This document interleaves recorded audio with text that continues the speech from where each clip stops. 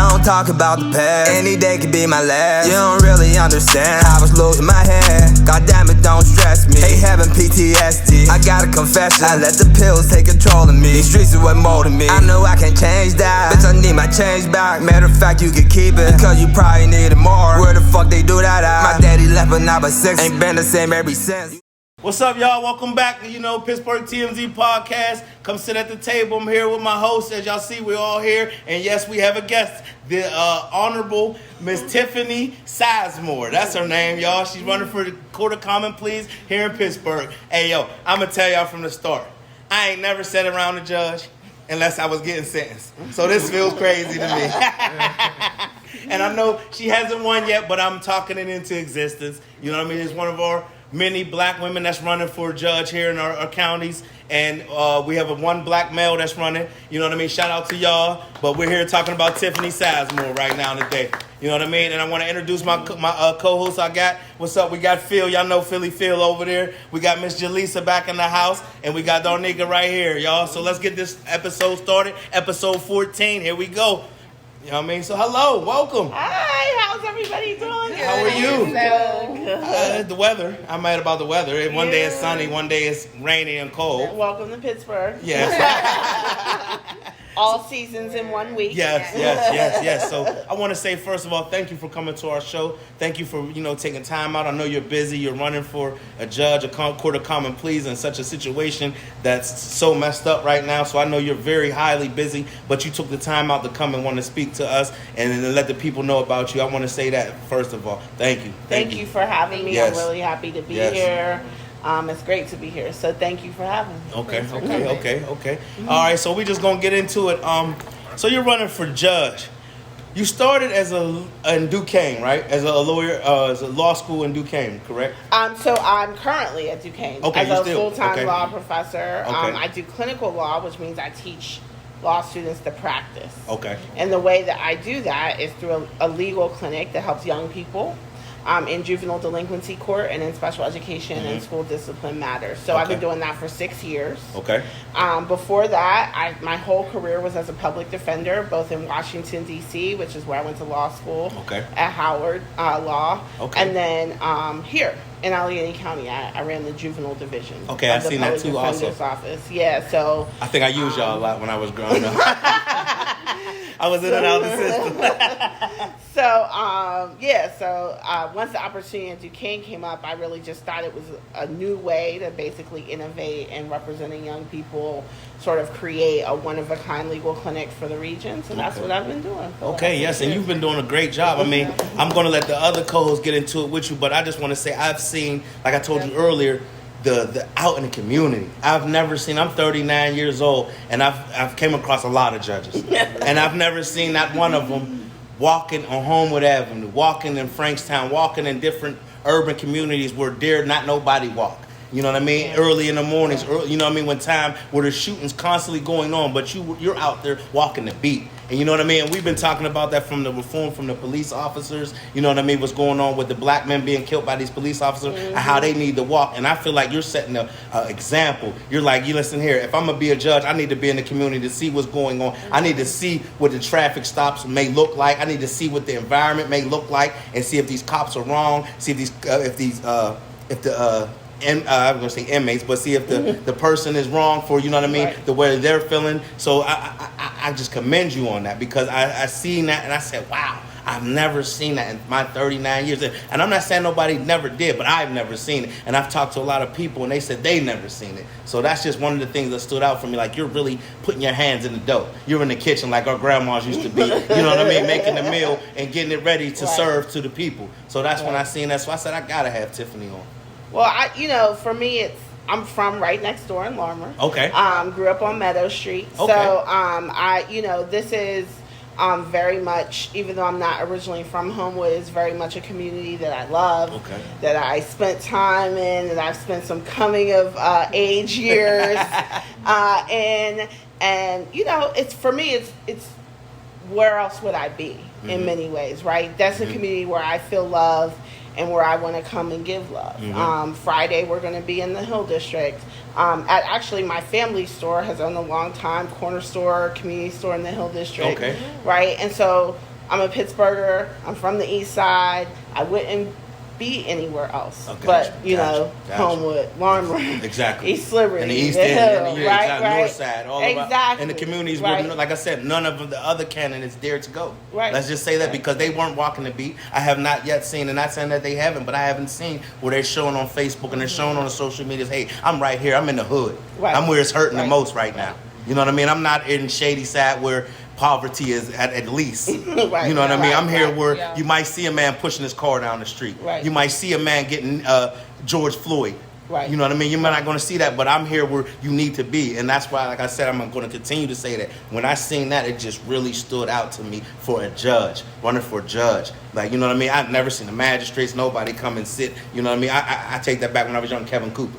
You know what I mean? I remember Kevin Cooper did. So I'm not going to say that. But you know how they tried to do Kevin Cooper about the different things. So, but not to go into that. But just saying, I just haven't seen a judge running for common pleas where you might get a ticket or you might get in some BS from an aggravated assault and you run into a real woman sitting behind there. That's, you know what I mean? That knows what life is like out in these communities in Homewood, East Liberty, Garfield, and the Hill. You know what I mean?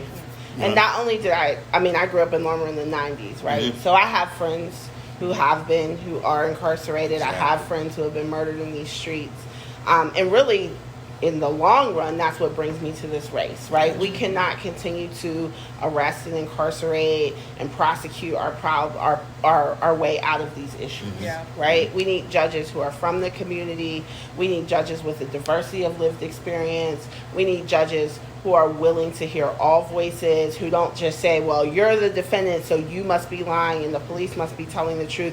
That's not the lived experience of me, and that's not the lived experience of many people who come before the Court of Common Pleas every day. We need judges who aren't just a rubber stamp on prosecutors and law enforcement, but judges who understand the problem from a 360 angle and who understand why there's reasons why police might be lying or why prosecutors might not be putting forward their best foot in court, right? Mm-hmm. Not just, oh, you're the defense, so you're the liar, you're the police, so you're the truth teller. There's so much more to the story than that.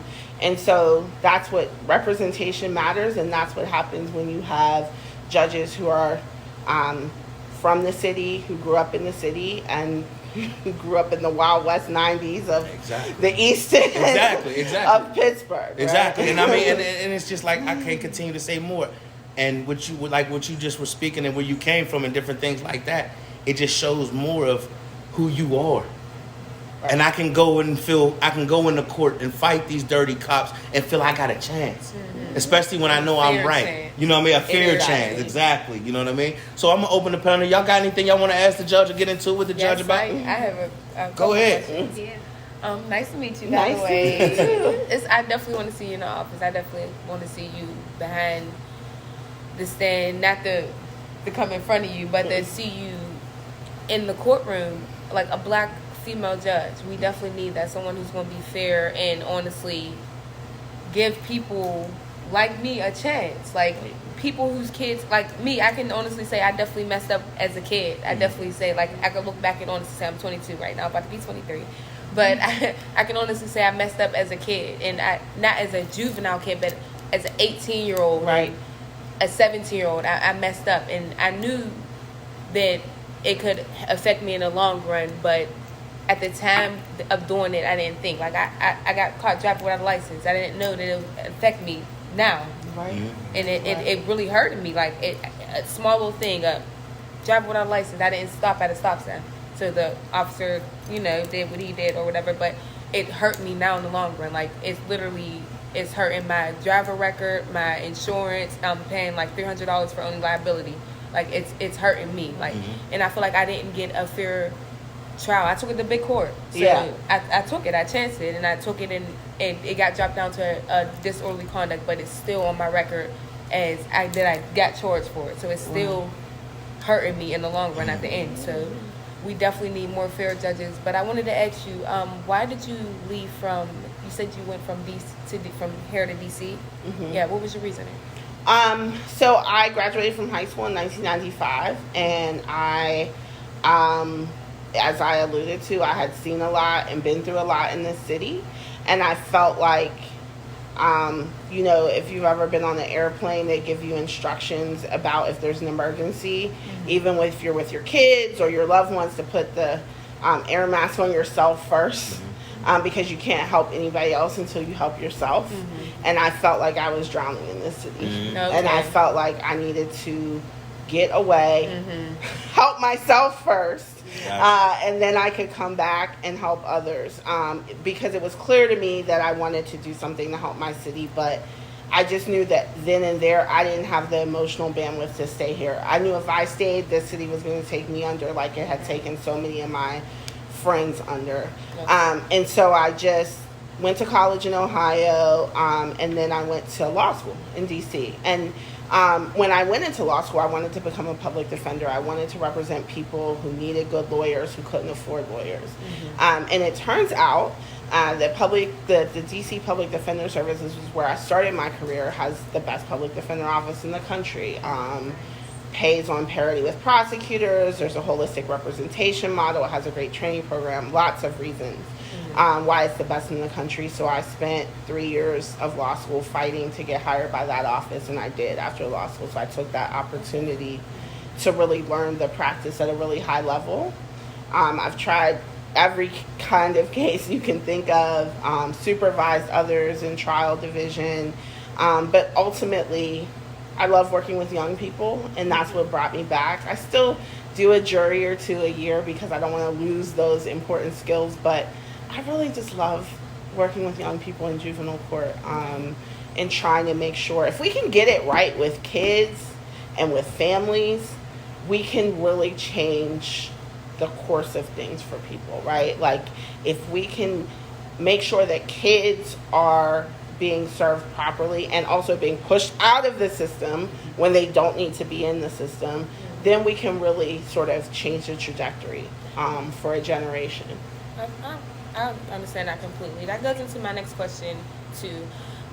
For kids like in my case as well, like I come from a good home. Like my mom was raised, like we were raised not to do anything bad or not to get in trouble because it looks bad on our parents. It represents on back at home.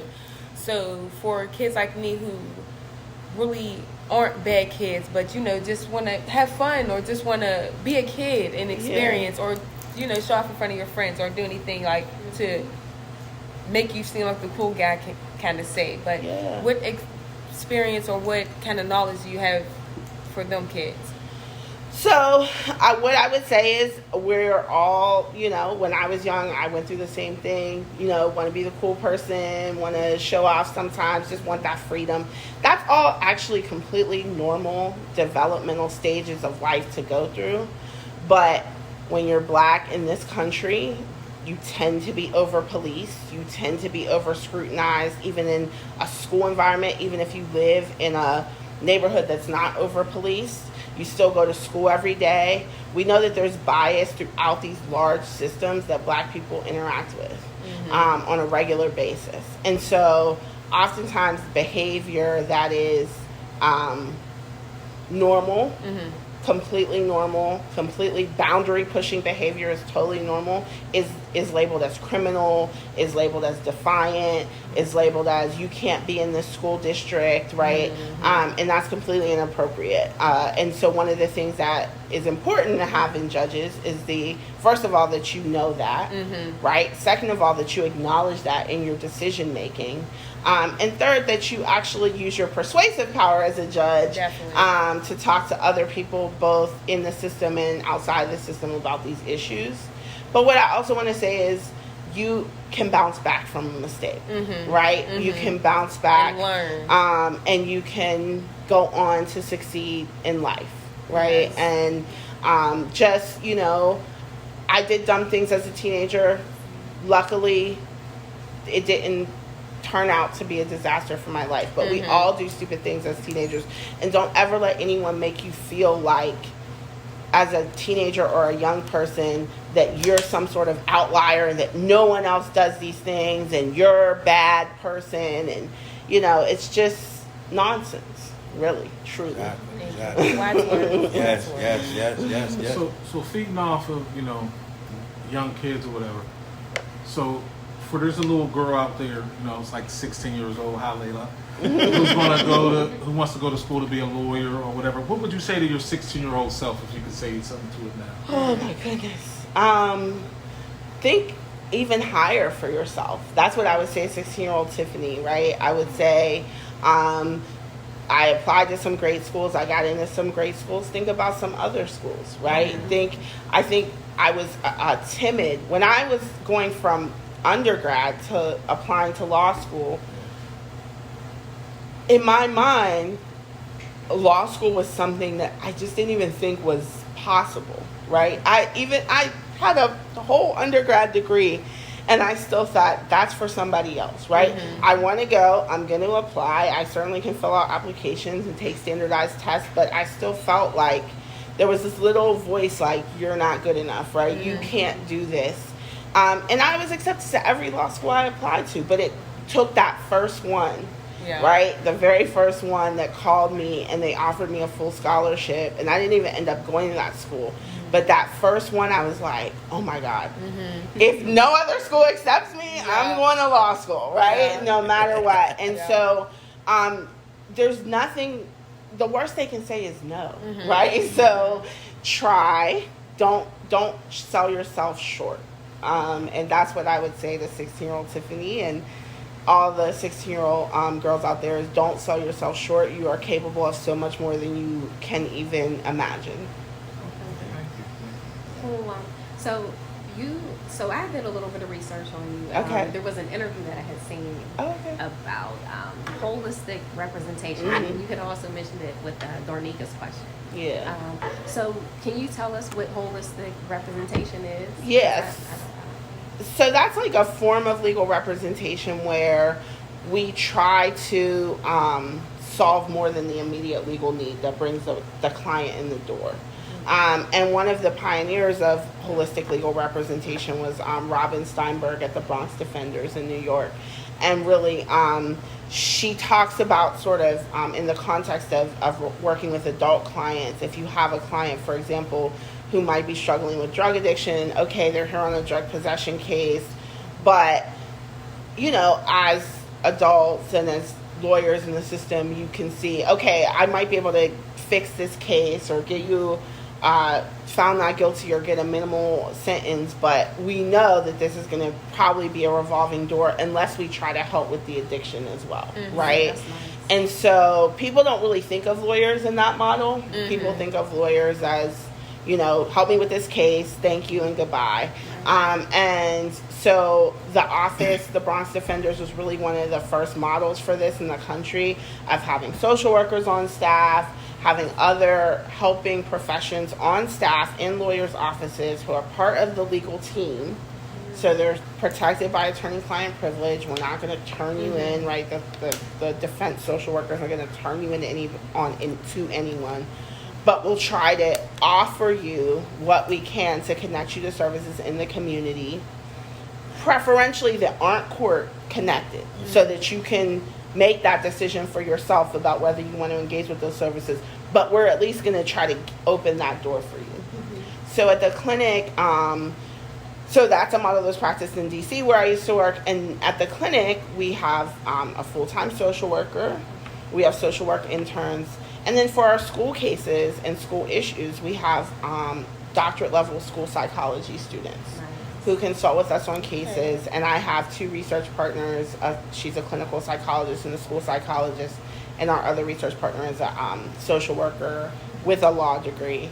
And so we work together to train students in this model and to try to provide as much resource and opportunity to our clients as we can beyond just, hey, I got in trouble for a fight in school, or hey, I got in trouble for, having some weed or something, mm-hmm. right? We want to try to say, what can we do to close this door to the system permanently? So you guys try to look at the reason behind mm-hmm. why they're actually going that. Not exactly. Just okay, well, you did this. Well, you're in trouble for this mm-hmm. and how long, and so on and so forth. Right. You guys are looking at why. That's awesome.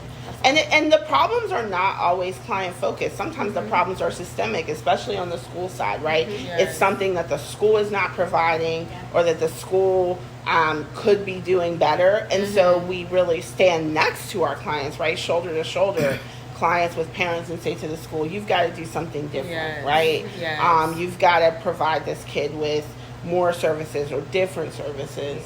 And then if you don't, well, I'm still a lawyer, right? And we'll sue you. So that's like the alternative, right? We want everyone to come together, but if we go to war, we go to war, and that's fine too, because I will go to war about my kids. I definitely wish you would have been about I was sitting there thinking, So what you want the most, even though you're you're about to be a judge for common pleas, you don't want to see them as adults. Right. You want to get it right before they even get there, and I guess that's the best way to do it. Yeah. And that was would we say, and not to interrupt you, Phil, but would you say that's because you came from the juvenile system? You see what's going on in the juvenile system, so that's why you were so passionate about, because you got to really see the experience and firsthand. Like a lot of people, can you go straight to common pleas without being in the juvenile system at all? Yeah, so unfortunately in Pennsylvania right now, if you're 15 or 16 and you commit certain armed felonies, you're arrested, you go directly to Allegheny County Jail.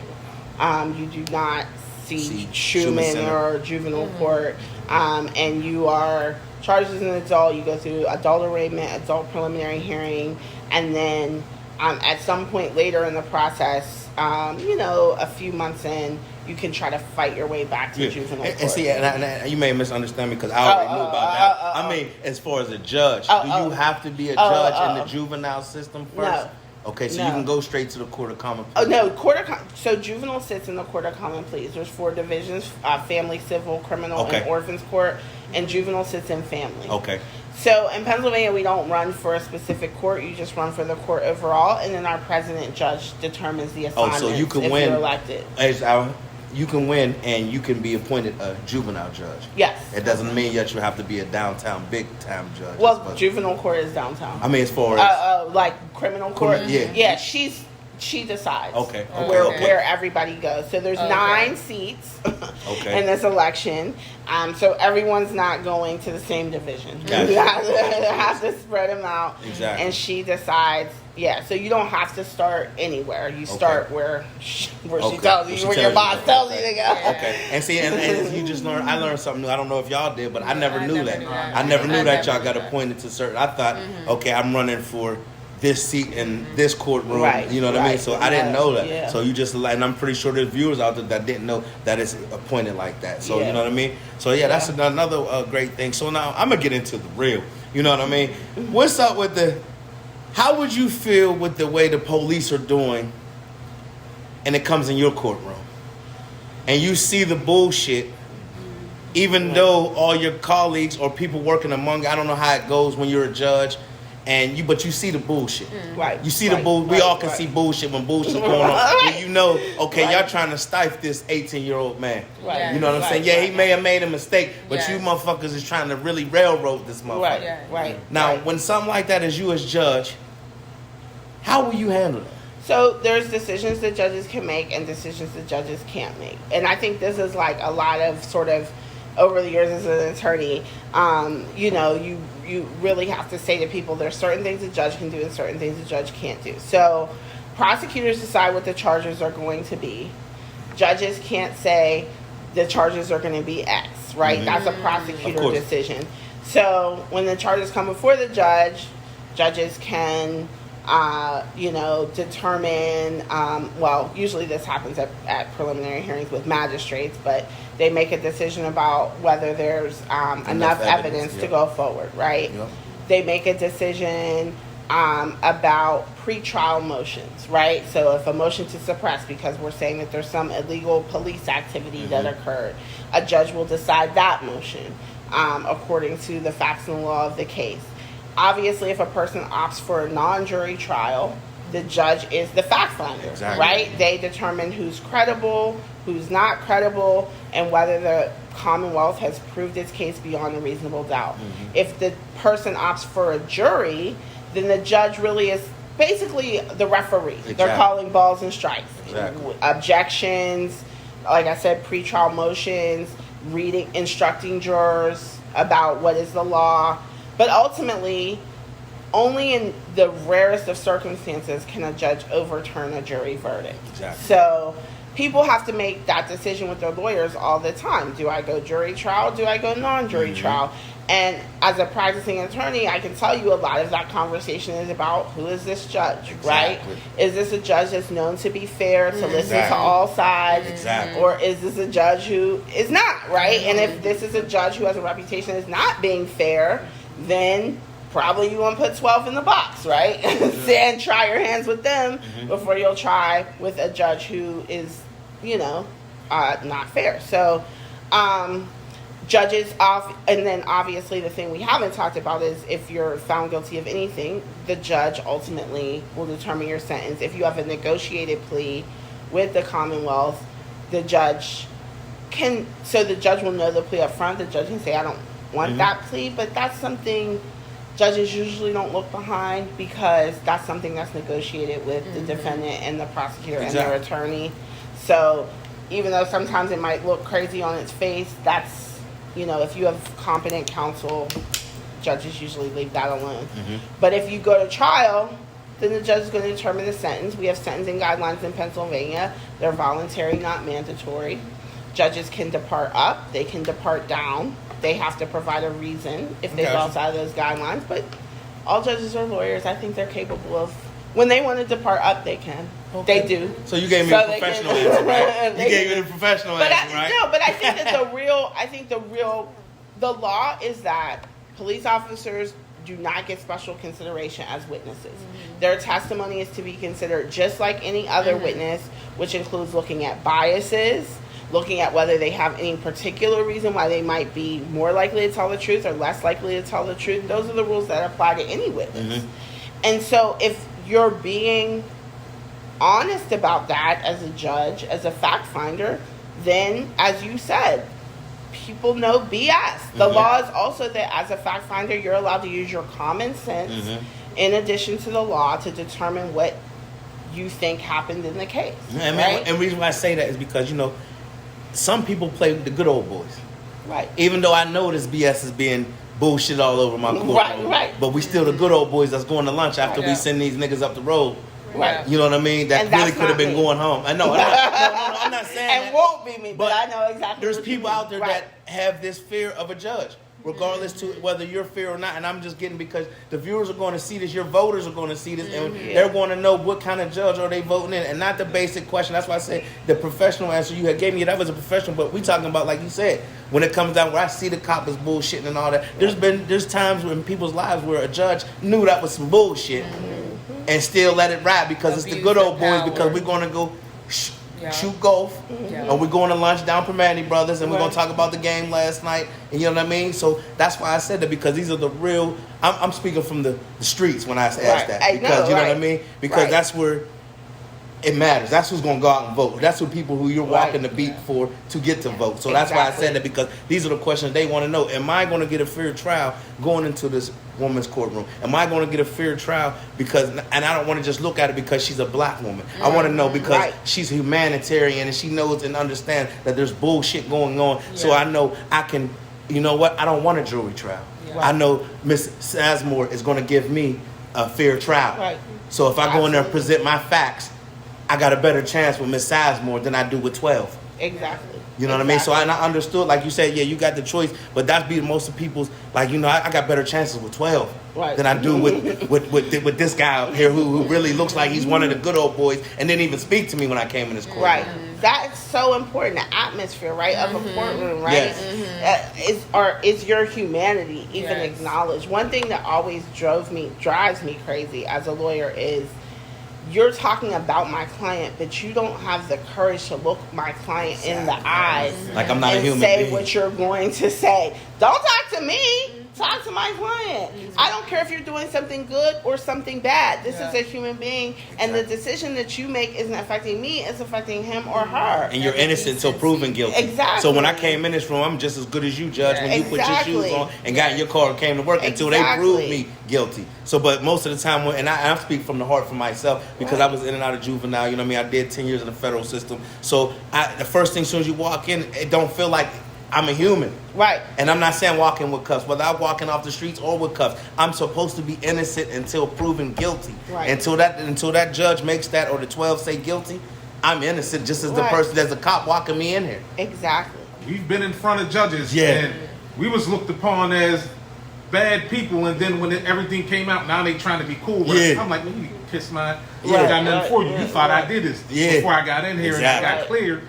I was already guilty. Exactly. So I'm just so happy that you're here and you can change the narrative of what my kids will see. Exactly. Because I'm that's never happening to me again. But you know what I mean? But you can change the narrative for my kids when they get into some trouble when they're young, because everybody will. Right. It's just what it is. It's just part of growing up. And to touch on that, it ain't even got to be the trouble we got into. Right now, going on there, just getting pulled over. It's a life traumatic syndrome for a young black male. And you know, I got my 17-year-old son here. You know, I see him, and when you're talking, he's really like, wow, this is a judge or some, you know, a woman that's running for judge that looks like me, but she's fair. You know what I mean? And he's like, wow, you know what I mean? He's never been a part of this. He's not been in the system. So, you know, thank God, I came home to raise a better man out of him, and he hasn't been through it, but he sees things. But just to see his face and his postures when you talk, that's why I said, you know what I mean? Touch on what you're saying. Like, we're just so happy. We really don't have no questions, because it's like, wow. I got one question though, because you know me and Greg, we talk about. Do you know any like mentoring things? Like we saying we feel like the problem with Pittsburgh is kids don't get mentored. Right. Like there's nobody saying, hey man, like he gets lucky because he has us. You know what I mean? Right, but there's no I don't see no mentoring systems. So somebody like. There's a little girl who may want to be a judge, may want to, like, how does she get mentored by one? Right. So I don't know, do you know any of them, or should we start one?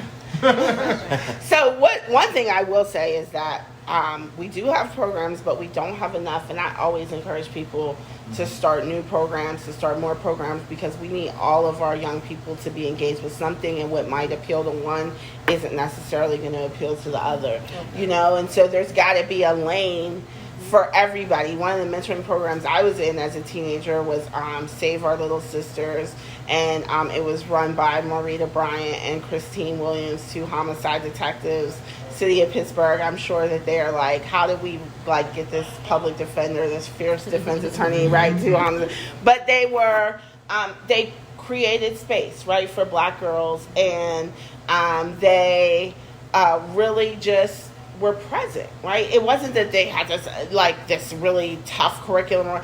It was space. It was a space to talk, to vibe, to just really know that you can come here and you can let your guard down. Like a nest. Right? It was like a nest. Right. It's safe And haven so, nest. you know, I'm on the board of Youth Enrichment Services in East Liberty, which is an amazing mentoring program that really starts kids off in the program, raises them to be mentors. So it's like a continuing cycle of, you know, the kids who are in the program become graduate from the program, become mentors for the next generation of kids. I know my sister Shannon Williams works with young people around media narrative and crafting media narratives. Her group is called, one of her many projects is called the Narrative Justice. Okay. And she really helps to try to help with young people and in sort of pushing back against those negative media stereotypes. I know that One Hood has some great mentoring programming. And so Motivated, I don't want to mess up the name, Motivated Young Black Kings and Queens, I think is the name of it. And so there are some great programs in the city, but there is never enough as far as I'm concerned, right? Definitely not as many as when I was growing up. There was a lot. There was a lot. Not as many as there were. Right. Definitely could be a lot more. Yeah. A lot more. I think, you know, I'm just like everybody else. I get scared when I get pulled over by the police like everybody else, right? I'm in a relationship with a black man. I'm terrified every time he leaves the house. And I live in Churchill. It's not like, you know, whatever, but I'm terrified, right, of what happens if I get pulled over, what happens if this police officer perceives me as making one false move, right? Because I'm an attorney, a law professor, that doesn't exempt me from any of that. Even if I'm elected judge, it doesn't exempt me from any of that, because we know that the racism, the systemic racism runs so deep, not just in Allegheny County, but nationally, that right now it's not particularly safe for any of us. And so, you know, that none of that leaves your mind as a judge. You have to be fair. You have to be impartial. But just like every other person who becomes a judge, I will be a judge who brings my entire lived experience with me. Okay. Just like any other person. Whatever path they took in their life, they bring their lived experience with them to the bench, and they use that in deciding cases, right? And I'm no different than that. And so, you know, it's an incredible election. There's 9 seats on the Court of Common Pleas. So which leads me to ask you this. If you look at the camera, and this is going to be aired before Election Day, what do you have to say to the voters? This is a once-in-a-generation election for our city and for our county. And the thing that will make it historic is if you get out and vote. If there are the usual folks who always run and who always win are on the ballot, and then there's a whole new generation of young, amazing, I'm not that young, but young, amazing, progressive candidates who are running for everything in this area, for school board, for magistrate, who sets bail, right? And who is your landlord tenant and your parking tickets, for Court of Common Pleas, for, I think I said school boards, for city council, for county council. All throughout this area, there are progressive people voting who are focused on racial justice issues and who are focused on changing the course of this county and making it safe for everyone. And the only thing you have to do is go vote for them. If you don't have $1 to give, if you don't have 5 minutes to give, it does not matter. The most important thing you can do is get up on May 18th, Tuesday, May 18th, vote from 7 a.m. to 8 p.m. at the place where you normally vote in any election, or if you're voting by mail, your ballot has to be in. This is different from November. Your ballot has to be in by 8 p.m. on election night at the county office building. If you can't get it there by mail in time. There's no late ballots this year. Okay. So this is the day, and we need everyone engaged and everyone voting on that day. May 18th is the day. May 18th. May 18th. You got my vote. Yeah, you got my Tiffany Sizemore. If y'all don't show up, it's your fault that you don't have a job like this. Yes. You can't come out and be like, man, they didn't give me a fair when you could have voted one in. Right. So I'm just telling y'all. You can vote 9 in. You can vote 9 in. 9. And there's 4 females. 1 male. And 1 male. Yes. That's your column. Yes. Right. You know what I mean? Right. Tiffany Sizemore got my vote. You know what I mean? And I just want to say that I want to appreciate you. Thank you for coming to the show. Thank you for having me. I hate to cut you short, but you know we got to go on to our next guest. I know. You got you some know great guests. Thank you. Thank you. You're more than welcome to come back, but at the same time, I wanted to reach out to you on later dates, and I want to get a mentors program, and I want Pittsburgh TMZ to be involved with it. Absolutely, and I'm more than happy to have interns. If I win, y'all got to help me win, then we can just have interns in chambers. Say no more. Say no more. You going where you got it. We're on your side. We're on your side. Yes. May 18th. May 18th. Tiffany Tuesday, Sizemore. May 18th. Yep. All right. All right. Number 5 on your ballot. There you go. That's crazy. 5, and we giving away $500 to a certain subscriber. So 5 is mid-round. You know what I mean? So stay tuned. All right, y'all. Welcome back. Episode 15. We're back with our next guest now. We have Mr. Carlos Thomas. He's running for 1st District, Pittsburgh Public School. He's also a chef, and we're mad as hell. He didn't cook. We had to say something to him. Like, you know what I mean? I know he got to come back, but, I know it's about the Pittsburgh Public Schools right now and the kids, but shit, we hungry, and we love to eat on this show. So, you know what I'm saying? Welcome to the show, man. No, I appreciate it. Yeah, you know what I mean? I see what you was doing, and like on our first guest this evening, I'm going to say the same thing about you. You're out walking the community. I've never seen nobody that ran for Pittsburgh Public School Board out walking, talking, getting on social medias where the young people are involved with the urban rap, with everything. You're doing it all. Y'all are doing it all. You're candidates for May 18th for doing it all. You're changing the way that the city is going to be run. and how it should be run. And that's why I had to get y'all on the show, and I had to, reach out to you and get you on the show, because I wanted to hear your take. I wanted to hear your involvement and where you were at, where you stood with things. So I'm going to start off, and I'm going to let the ladies, because I know they did some research and they wanted to ask some questions. So I'm going to start off. Ladies, go ahead. It's up to y'all. Go open it up. How y'all want to do it? Thank you for coming on the show, first of all. Mad you didn't bring us no food. How you gonna get chef and not bring us no food? I don't cook for free. Hey. Got you. What you mean? You don't let us taste it. Ask my family, I do not cook for free. Wow. Got you. Like, so you cook for your girl? Not for free. Here, get a new business. Wow. I understand. I know that's right. Because, I mean, once you cook so much, like, you just I don't even cook at home all the time. You don't love it just to make me something to eat, babe? I love it because I can get paid for it. Yeah. That's the difference in men and women. No. But me and Drake talk about this. Like, women always think, oh, you're doing that what you want to do. No, we doing this for money. Any But man you love it. does whatever Why he not does put for us money. in for No it? matter how much I love it, it's for I money. learned to love it because of the money that was behind it. Yes, that's why men So you pick really their don't have a career. passion behind it? Oh, no, I got a passion. That's why I'm running for school board. Ooh. It's just your motivation, probably. Exactly. Yeah. Okay. Okay. The money is your motivation behind it. Got you. Got you. Okay. So, I'm going to ask this. So, what made you want to run for school board? Like, what made you want to change for the kids? Because these kids are bad as hell. Let's keep it real. No, so I look at things a little differently than, people, me being one of those badass kids. I got you.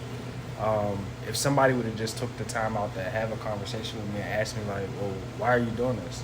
I probably told you. Mm-hmm. You probably wasn't listening. Mm-hmm. And I feel like over the years of me being an advocate for kids, like, I had to go through 10 years of custody court with my daughter. Okay. Not saying that her mom was a bad mom, but just understanding that as her father, as her parent, I had to advocate. Got you. Her mom didn't want to listen to me, so we got into court, and me learning that I had to, how hard I had to fight as a man in the Commonwealth, as a black man in the Commonwealth, and then as a father in the Commonwealth. Like, everything was against me. And I had to teach my daughter how to advocate for herself. Gotcha. Because I believe that kids are humans.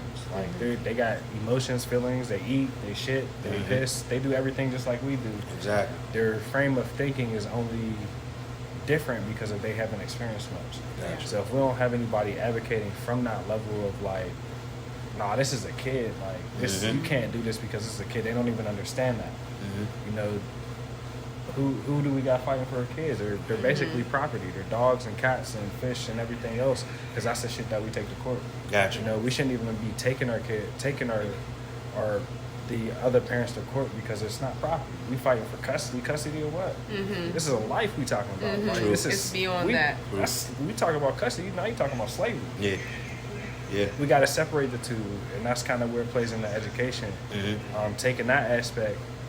I mean, I ain't fight for my daughter for 10 years just to let any kind of system educate her. So Gotcha. being a parent and understanding how much a part of my daughter's life, or any of my kids for that matter, my daughter's just my oldest, that I have to be. I gotta, all right, well, school board is it. The next thing might be college chancellor. I don't know. But if it involves my kids, then I'm in it. Gotcha. Keep elevating that. Yeah. I want to ask you, what school district did you go to school to as a child? So with the school that I go to, so I originally went to Pittsburgh Public Schools. Okay. And it was just as trash then as it is now. I remember, getting to the 9th grade. In the 8th grade, it was like, yeah, you need 22 credits to graduate, and this is I'm like, all right, bet, we're gonna knock this out. Yeah. 9th grade, now you need 25. What you mean we need 25? You look in the back of the handbook, because I was like that. Yeah. I want to know the rules. It can change at any point in time. Yeah. How can this change? I didn't even know. Yeah. My mom, this ain't come to my house. I checked the mailbox before my mom get the mail. Like this is not okay. So now that the graduation requirements just go up on me like that, and it's like, all right, well, now that I'm older, who's behind this? Like, who's making these decisions? And largely what I decided to focus on, it's not necessarily a curriculum. Like, kids can learn anything. They learn bad behaviors like they learn good behaviors. It's the environment. Like, this city is depressing as hell. Definitely. Our schools, all of our school buildings, with the exception of one, are over 100 years old, almost 100 years old. if not during their 80 to 90 year range. Some of them have been remodeled after the 21st century, but none of them, like the average school don't even have central air conditioning. And not saying that in Pittsburgh we needed that, but it gets hot in the that May, June, and the windows only open but so cracked. Like you expect me to learn like this? Like, that's crazy. And I spoke upon it in previous episodes where me and Phil were having conversations, and I said it's amazing how they make sure the bars and stuff was open and restaurants before the schools when it came, into this coronavirus, and you know what I mean. So it goes to show what they really give a fuck about, and to me, they give more fuck about the dollar than they do the children of the future. Yeah, you know what I mean. There's definitely mixed emotions about that because the tricky thing with schools, you do have the teachers and the administrators. Like you're not just responsible for the 2,500 so 25,000 so students. And kids are bad as hell. Yeah, I mean, they'll run through the cubicle, lick another child, and I'm coming up here to fight you because you let this kid lick Not out even his just house. that, but like kids are disgusting. Yeah, Like, right. And that's what he said. But I just still, the kids is the problem. It wasn't, I just still feel, you know what I mean. Kids shouldn't be last But on the list. I get what you're saying because as adults, we have to, especially when you're in like your job. You went to school to be a fucking teacher. Exactly. Like you didn't do all the stuff that you could have did. You went to school to be a teacher. Exactly. So I want to ask you a question. So okay, let's be totally honest. This COVID thing put all these kids 2 years behind. You know what I mean? So now, are you going to be part of the plan? Be part of the group that comes up with a plan to get us out of the hole, to get us out of this 2 years from behind? Because I mean, everybody's acting like it's a foregone conclusion that we're just going to keep on pushing. But these kids are 2 years. And I have 2 kids that's in school, and I know for a fact they're 2 years behind. Yeah. So I just want to know: is there going to be a plan about that, like, or you think that that's not a part of what you're doing? I feel like it is a part of it, but I don't think that it's a focus. And the reason why I say that is because the Pittsburgh public schools been trash.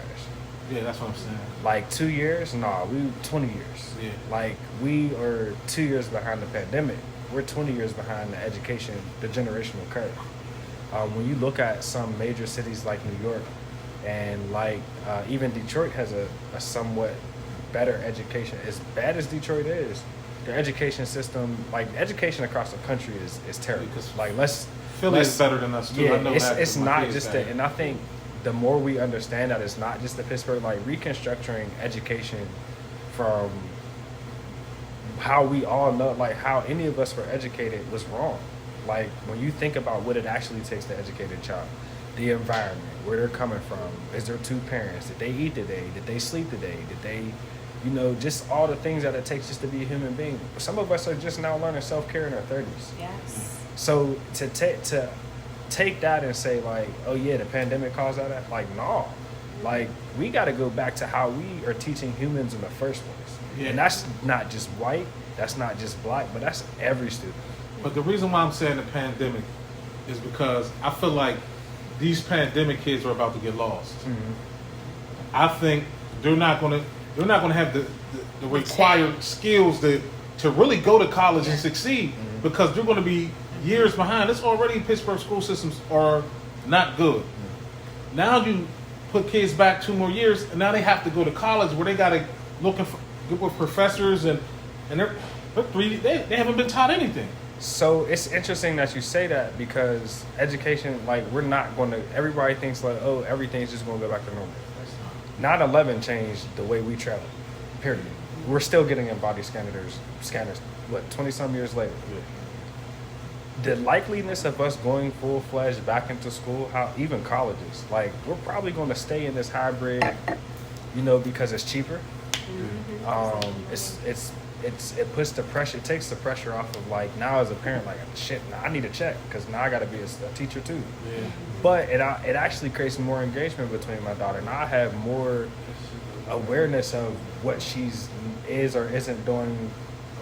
I mean, I get a teacher goes to school and gets paid to do that. This is my child. That's my responsibility. Yeah. Like, I think we need to give some responsibility back to our parents. And also that comes with accountability because now if a child comes into court, now I see why they're in court because the parent, like now I can now I have more of a reason because the child's been home for 8 hours during school. Like you should, like you have to, like just like you're at a job, like our jobs aren't even going back the same. Like there are a lot, all the buildings downtown, half of them are empty and they're going to stay empty because it's cheaper.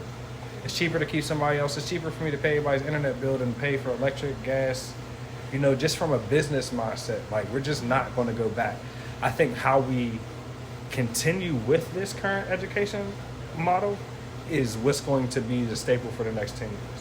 If it isn't more innovative than the last education model, if it isn't more creative than the last education model, if it isn't more open to what, like I don't even want to use the word children, but like little humans. Mm-hmm. Like they are still humans, and just because they don't know or experience doesn't mean they're not aware that the pandemic is happening, or that the police are shooting us, or that that it's more likely for a black man than a white man to go to jail. They're aware of that stuff. Mm-hmm. How do we change? How are we going to shift the culture so that the awareness becomes the reality? Yeah. So anybody got any more questions for him? You got something, Lisa? Yeah, I definitely did. I was wondering about, so I'm looking at your glasses, first of all, or if we could zoom in on his glasses, like on the side here. I love the detail, like it says, just say chef.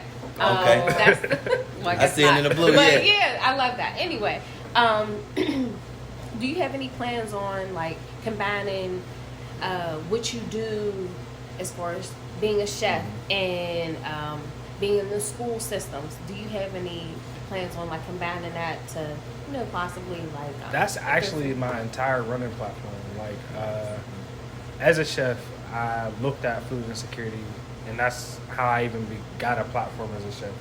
I'm looking at food insecurity and how it pertains to education. Like food insecurity, put it like this, half of Pennsylvania is food insecure, according to statistics. A lot of people look at that like, oh, I got food in my refrigerator. No, food insecurity goes from like, can you walk to a grocery store? Mm-hmm. Can you walk to a place that sells fresh food? Mm-hmm. In Pittsburgh, pretty much all of us can say no, 90%. Mm-hmm. We have 90 neighborhoods, over 50% of them don't have grocery stores. Over 50% of them don't have access to fresh food. Over 50% of them don't have access to fresh water. When you take those type of statistics and it's in the same neighborhood as a school, and then you're wondering why that school is doing bad, it's kind of like, well, how are you going to make it from point A to point B without, the applicable resources, food, water, shelter? We know that the city of Pittsburgh has a housing problem. We know that we got a crisis in our water problem because they running around scrambling how to fix it. All right, education is it. You can look at the candidate pool of Allegheny County politics and see that we haven't been educating each other enough. We're begging each other to vote. We shouldn't have to beg each other to vote. We should be going to the polls in rows because we know that that's how we create absolute change. That's because of our education system. That's because of the food that we're eating. Now all of that's linked up. Food is like gas to a car, to your body. We have to combine the two. Bringing a positive approach, bringing educational principles to early childhood education to focus on whole family, because that 2-year-old, that 4-year-old got older siblings that aren't eating too, who has a mom that goes to work or a dad that goes to work every day and struggles and probably don't eat. I eat less than my kids. I eat maybe like 3 times a week compared to like my kids, they eat every day. Right. And it's not so much of stress or anything, but it's like I'm running around doing this, that, and the third. But is their mental being, are they taking care of themselves? And that's something that's always constantly on my mind.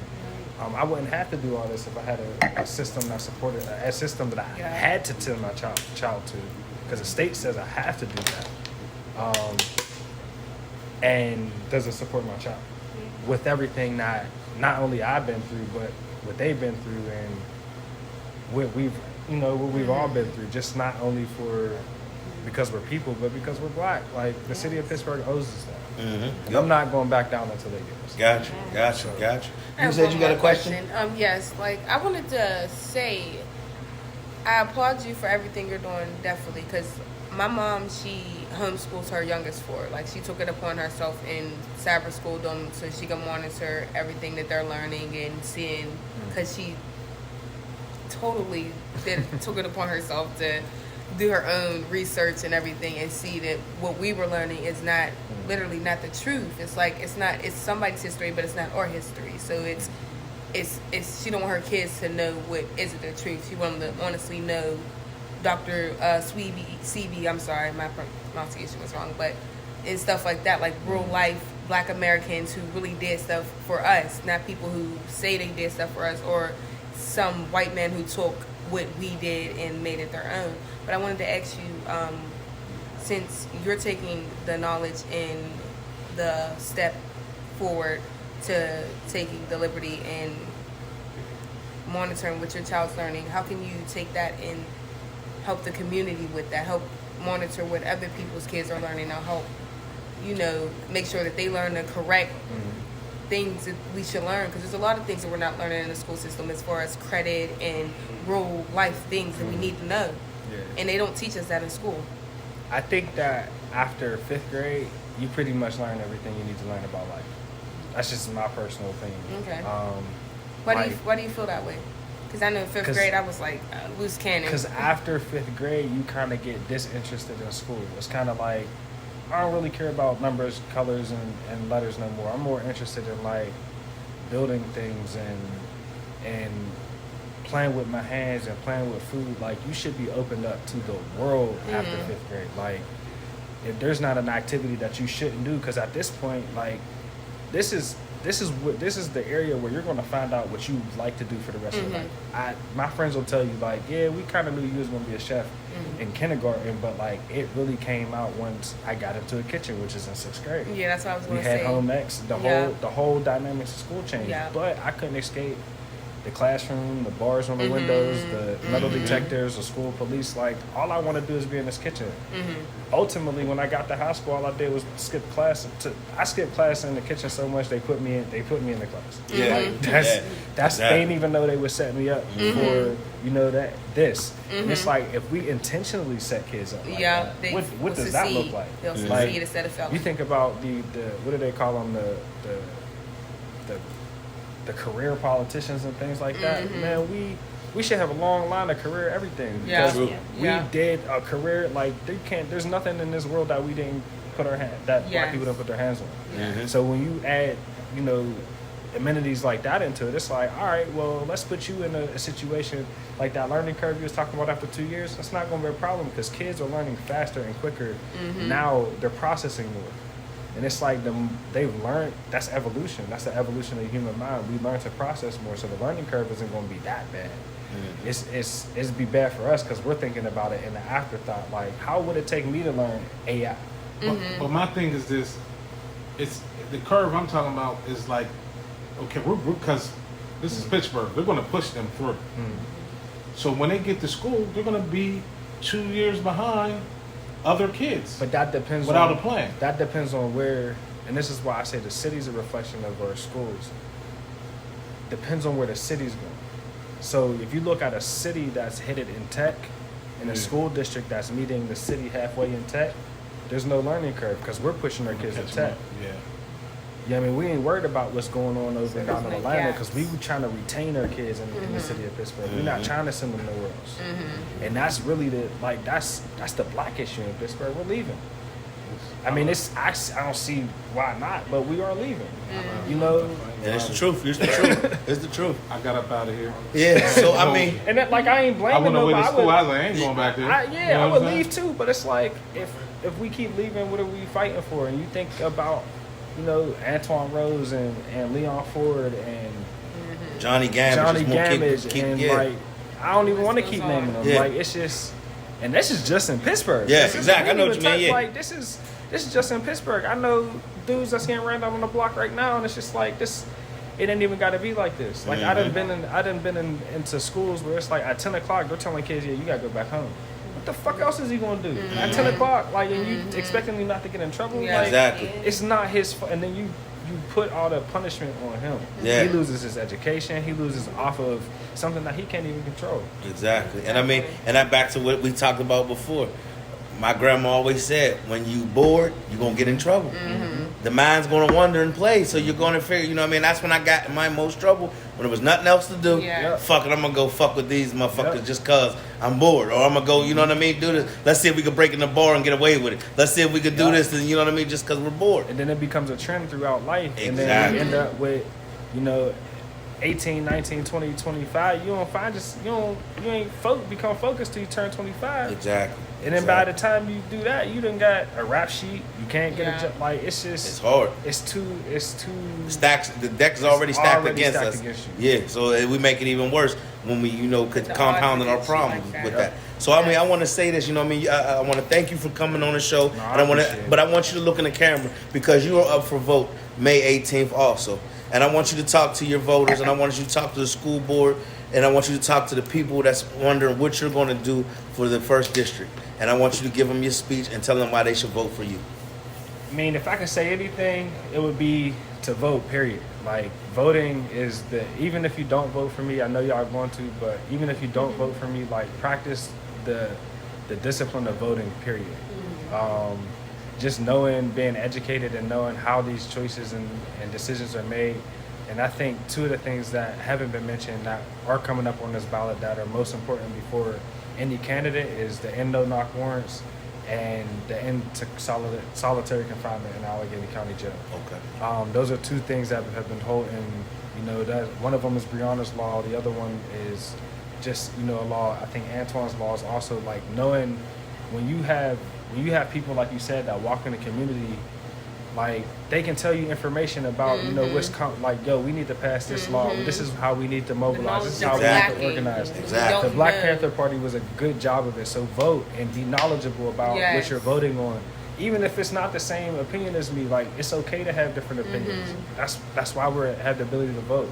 So number one, vote. And number two, vote for me. Carlos Thomas. I am ballot number one. If you do not live in my district, Homewood, East Hills, Lincoln Larmer, parts of East Liberty, Friendship. East Side. Yeah, the whole East Side. Pretty much the whole East Side. Yeah. Except for the Hill District, as usual. Yeah, and I mean, you kids watching, this is who's gonna be the representation. So you need to tell your moms and them, hey, mom, I need you to go out and look at this guy. I need you to go vote on May 18th. Absolutely. You know what I mean? Don't forget this. You know what I mean? He's young. He's one of us. And he's from where we're from. And he walks the streets to see what's going on with our children. He sees what's needed. And I like everything he has stood and said for. And you're also one I'm going to vote for on May 18th. Appreciate it. Carlos Thomas. He's number one. He's number one. And Tiffany Sizemore is number 5. So we got these 2 votes. Just get out and vote May 18th, man. Stay tuned. Go out and hit 1 and 5. 1 and 5. Stay tuned. That's it. You know what I mean?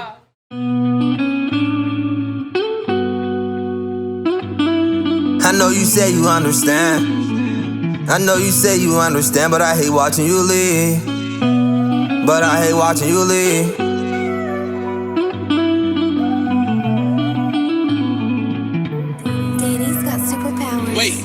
I know you say you understand, but I hate watching you leave. Depression wasn't in the plans, but it be creeping on me. I had to roll some good dope to let my mind go to ease. They took me as a joke, but I'm right where I should be. Two-faced, my name and name out like some toothpaste. Who's real, who's fake? Can't wait to figure out it's too late. Hold on, it's okay. I'm always feeling this way, and I'm calling, come save me. They turn their backs to my face. I don't talk about the past. Any day could be my last. You don't really understand. I was losing my head. God damn it, don't stress me. Ain't having PTSD. I got a confession. I let the pills take control of me. These streets is what molded me. I know I can't change that. Bitch, I need my change back. Matter of fact, you can keep it, because you probably need it more. Where the fuck they do that at? My daddy left but not but 6. Ain't been the same ever since. You let me down. You broke your promises. It's like you hurt me on purpose. It's like you wanted this. I had my doubts, but when I'm here and I can't stomach it, I just wanna disappear and never come again. Wow, wow, no,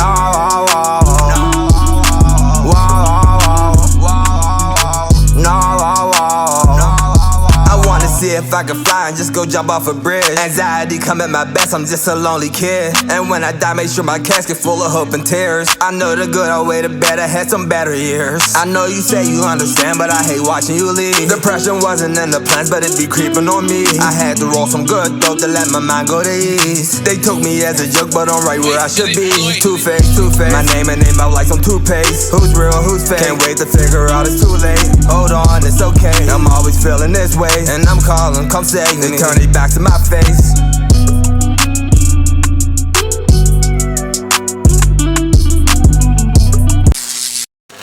All right, y'all, welcome back. We're back with the 5 Minutes of Fame performance. We got my man Gusto Moondo sitting right here. He just performed Low Battery. That's what it is. That's what the show is about. I told y'all, when we get to this part of the show, it's 5 Minutes of Fame. It's where you come on and you do your thing. You show the world your talent and you show them what you got. No matter if you got a dog that can jump through fire and hoops, I want y'all to come on and I want y'all to show your talent. So this is another Pittsburgh native straight out of the Burgh. My man Gusto Moondo. What's up with you, man? Man, you looking real spiffy there. I like that outfit. I like that play you got on, man. Thanks, got man. the gold joints on. You got me the Master P-ish look back in the day, you know what I mean? The ice cream man. I love colors. I'm a very artistic person. Yes, you very are. You know what I mean? And that's one of the reasons why I chose you to come on the show, because I love your artistic. I love the bounds you reach. There's basically no boundaries with you. You know what I mean? You get your point across in the different artistic ways, and you be you. It's not like you're trying to follow trends. You setting your own trends. You know what I mean? And that's one of the things I wanted to talk to you about. You know what I mean? How do you come up with your stuff? Like, where does it come from? Like, you know what I mean? Where do you get your inspirations from? A lot of it just come from my mind. You know, just thinking, analyzing things, and observing, and like, making a plan. I got you. Without a plan, then what are you doing? And I know one thing we had talked about before we started rolling with the camera. Me and you got something in common. Prince. We love Prince.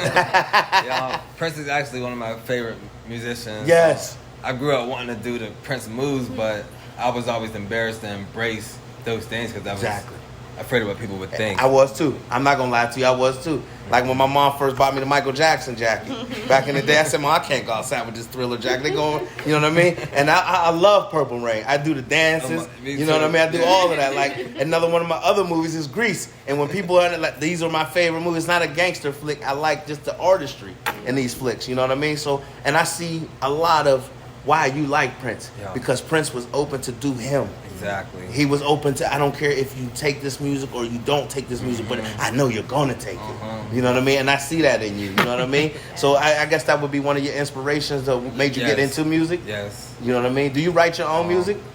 Yeah, me and my sister have been writing music since we were about 7. Okay. My mom was in the choir, my grandma was in the choir, so music pretty much running our family. Background. Okay. And I mean, I see you go into your vocal, you go into your rap, like you got a range of everything. That's why I said, like, I was like, when I seen you, I gotta have this guy on the show because it's another jewel in Pittsburgh that's not shown. And that's what this show and that's what this segment of 5 Minutes of Fame is about, showing the jewels we got here in the 412. And I mean, you are a jewel to not just the 412, to the nation. I can't wait till I see you on the big stages because I really believe that you got it. I mean, from your Marilyn Mansons to your Lady Gagas to the one that didn't even show her face for a while that she could sing. You know what I mean? You got that talent, and I feel that you're going to touch the plentiful people, which you're already doing. You know what I mean? I seen some of your interviews where people asked you or came on and called and said, how would you feel if your kids was doing this or doing that? And you said, kids love me because they see that they could be themselves.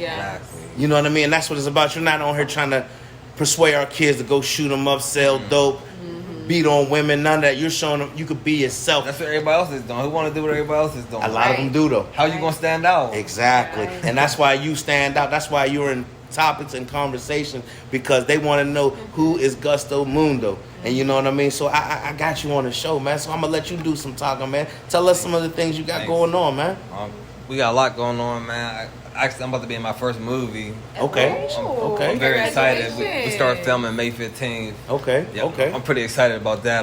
That's something to be excited about. Could you give us a little info on it or anything? What's the role you're going to be playing? I'm a brother in the movie. It's a father who adopts 6 brothers when they're kids. Okay. He always wanted kids, so he adopts 6 brothers, and they grow up, and on their 21st birthday, all we want is to get out of our nature, you know, because we've been stuck in this for our whole life. So at 21, we want to go out. It's called Get Lost. Okay. And once we actually get out, we get lost. Okay. And all this crazy stuff. Like hangover, like type stuff. Exactly. Okay, got you. That sounds like it's gonna be interesting. Okay. What date did you say it's dropping?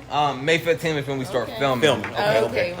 But I'm actually doing some music networking in Atlanta. Okay. So there's a lot of big things. You got a busy summer going on now that it's Yeah. opening up. How did you hold up with the corona, like, in the last 18 months, man? I did a lot of meditating, a lot of spiritual guidance, and you know what I mean.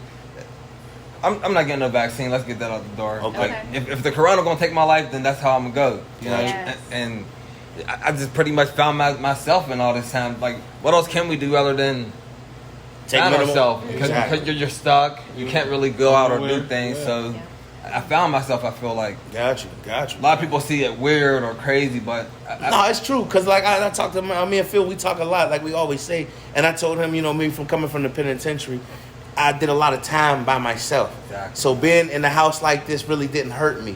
Because when you're in the penitentiary, even though you're amongst 4,000 people, you yearn for the independence of time by yourself. So you take that time and do moral inventories. You see where life, you did your wrongs and your rights, and you know what I mean? You see who your real friends is and stuff like that. So don't feel it's weird. And that's what, back to with your images, you're showing people, don't feel it's weird. And it was killing me. It was killing me to be. Yeah.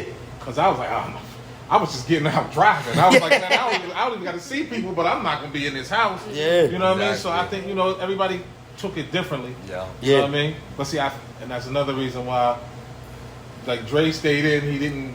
I caught COVID because I was out every day. I was out doing, you know what I mean? I was out running every day. I caught it, you know what I mean? Yeah. But he was like, man, I don't got to go nowhere.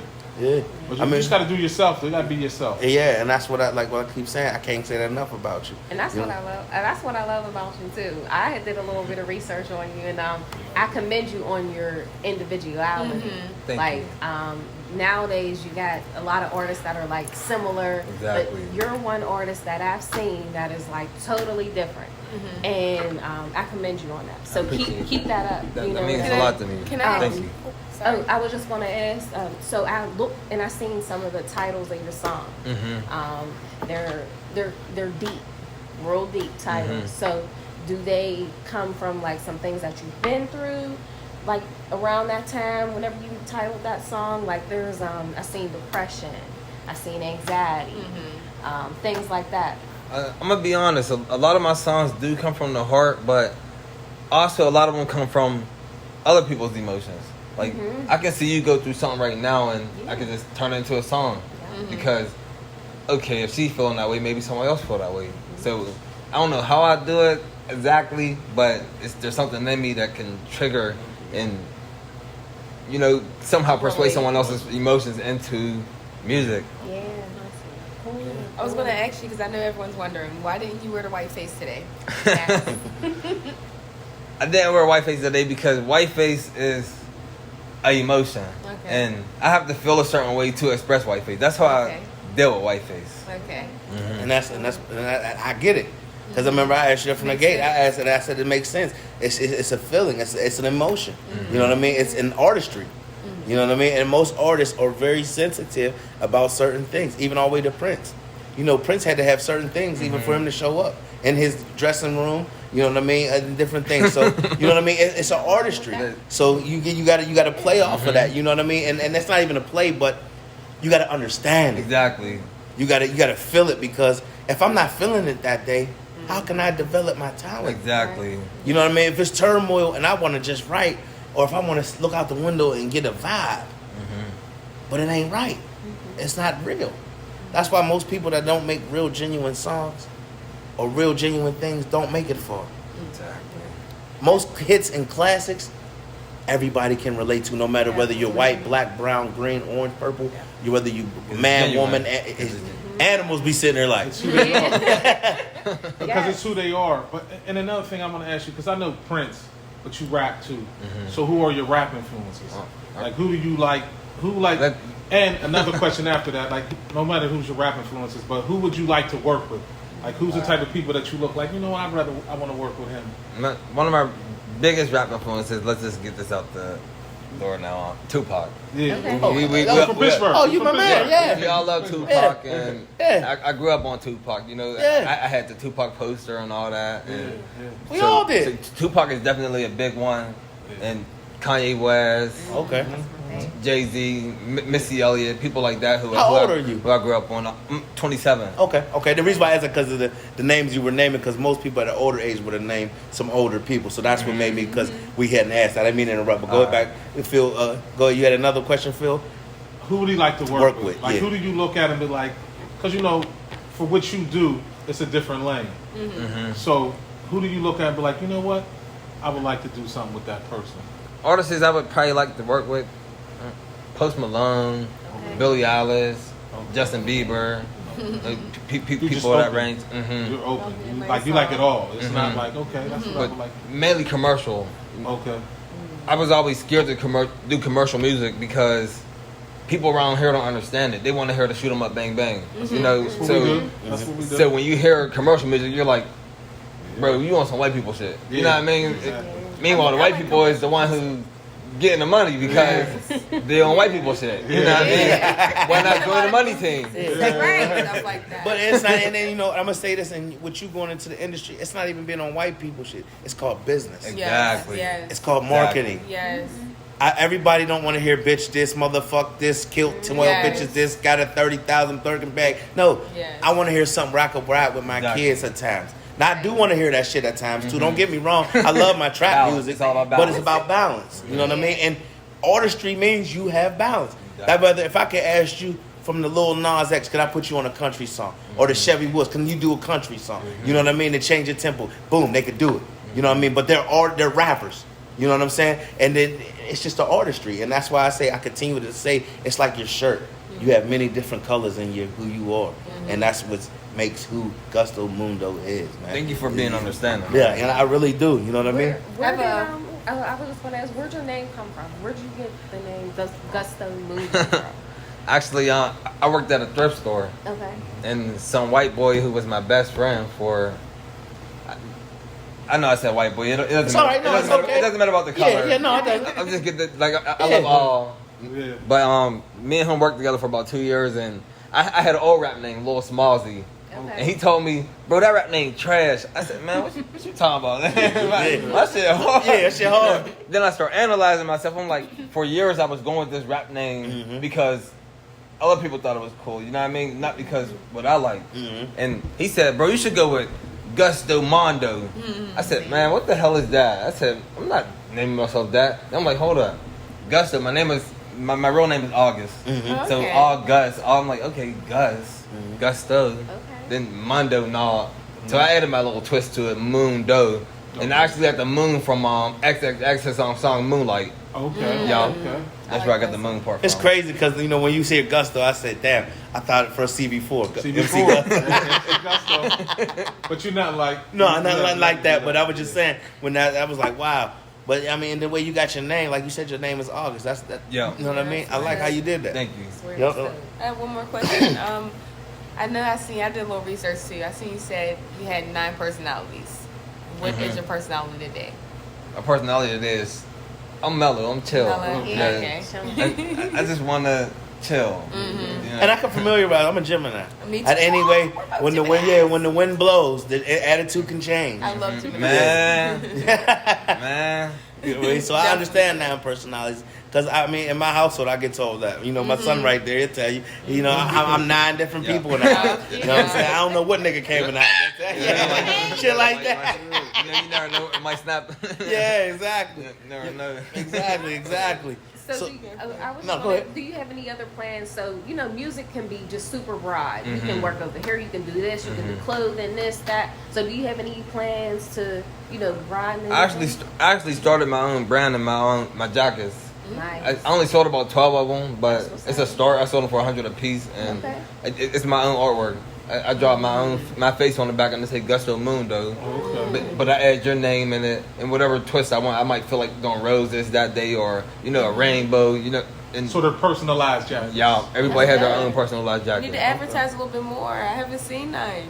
Wow. I'm here for Yeah, me, we all are. Wow. Yeah. Definitely. You know My what I mean? manager always tell me to push my jackets Yes, more. yes. I'd be like, me too, I don't especially feel because like. they're unique. It's your own pick. So you're not Yeah. gonna have the same. Nobody's gonna have the store. same one. Exactly. Definitely. And I invite you. You know, I got the. I'll reach out to you, and I believe y'all are in the group. But if not, Pittsburgh TMZ. There's over 5,000 people in there. That love to see that. You know what I'm saying? They love, you know, me seeing new artists coming up with new material, just and giving back to us. Yes. You know what I mean? So I definitely want you to definitely push that more. If you got any pictures, any of that, make sure you get that to me tonight so we can push that more, because Thank you. our artistry needs to stand out. This is Pittsburgh. We got it on all levels. You know what I mean? And that's why once again I say this is what 5 Minutes of Fame is all Thank about. you for having me, man. I appreciate you coming. Y'all got any more questions? Anything else y'all want to have for him? No, we pretty much touched. Yeah, we touched it all. You know what I mean? We Yeah. definitely touched it all, man. I can't wait for your next single to hear you. Tell the people, look in the camera, tell the people where they can find you. Tell them what you want to say and what you got coming up. Gusto Moondo. You can find me on Instagram, Snapchat, YouTube, all platforms. My music's on all platforms. Keep your eyes open. I'm coming. Period. And once Rumors is my song. And once again, y'all, this is 5 Minutes of Fame. It's where you come on the show and you show your talent. So if you want a chance and you want to be on here and you want to get your brand known and you want to get your talent known, this is where you come on. This is what it's about, artistry. You know what I mean? No matter what it is you do, no matter how you do it, no matter what you think, until you let the people hear it, you'll never know if you're a success or if you're a classic. So this is what 5 Minutes of Fame is all about. Like I told y'all, we're here. We're going to stay here and much more to come. Stay tuned. Thanks for tuning in. This is episode 15. We did our thing. Make sure y'all go vote May 18th. And yeah, I told y'all who I'm voting for. I never wore a judge's badge. But I'm voting for Tiffany Sizemore. I'm telling you, go vote for her, y'all. Number 5. And number 1, Carlos Thomas for PPG, Pittsburgh Public Schools. I might have said it wrong, but that's what you need to go vote for. He is going to help change for the youth. So until next time, y'all tune in. Peace.